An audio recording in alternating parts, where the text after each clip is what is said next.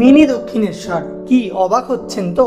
কিন্তু এই মন্দিরটা দেখতে লাগে পুরো দক্ষিণেশ্বরের মতোই। শ্রীরামপুর রাধাবল্লভ ঘাট থেকে মাত্র 8 টাকার একটা লঞ্চের টিকিট আর 10টা মিনিট সময় পার করলেই খুব সহজে পৌঁছে যাওয়া যায় টিটাগড়ের রানী রাসমণি ঘাটে।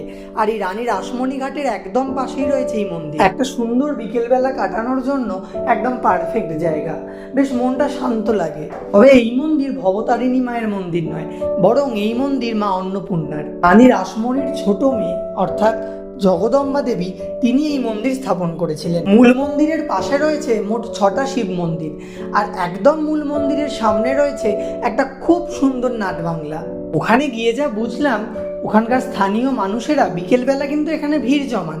এই মন্দিরে ভোগ খাওয়ারও ব্যবস্থা রয়েছে, সকালবেলা গিয়েই অফিসে যোগাযোগ করতে হয়, তাহলেই ওনারা ব্যবস্থা করে দেন। আরও অন্যান্য পথে এই মন্দিরে পৌঁছানোর ঠিকানা দেওয়া রইল এই ভিডিওর কমেন্ট বক্সে।